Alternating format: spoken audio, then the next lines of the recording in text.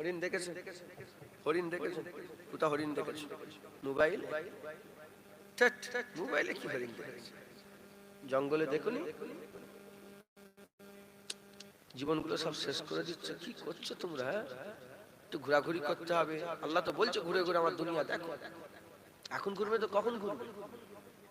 কোথায়? এই দীঘা। এদের আর জায়গা নেই, শুধু দীঘা। আমার মাথা গরম হয়ে যায় দীঘার নাম শুনে। কসম বলছি, আমি বলছি সে কবে ছোটবেলায় একবার গিয়েছিলাম, আমার খেয়াল নেই। নাম শুনলে যখনই বলে দীঘা, পাগল আর জায়গা। সমুদ্রটাও ঘোলাটে পানি। সমুদ্রটা চকচকে হলে আলাদা, ওটাও ঘোলাটে।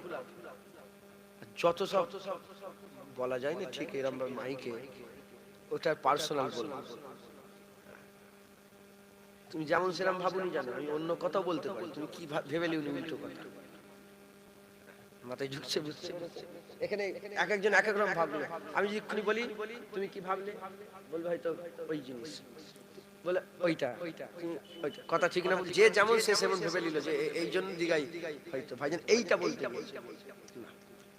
ঘুরবেন, দুনিয়া ঘুরবেন, জঙ্গলে যাবেন, মরুভূমিতে যাবেন, হ্যাঁ, পাহাড়ে যাবেন, আল্লাহ বরফে যাবেন। হ্যাঁ, আমি সব দেখেছি, মরুভূমি দেখেছি, পাহাড় দেখেছি, বরফ দেখেছি, জঙ্গল দেখেছি।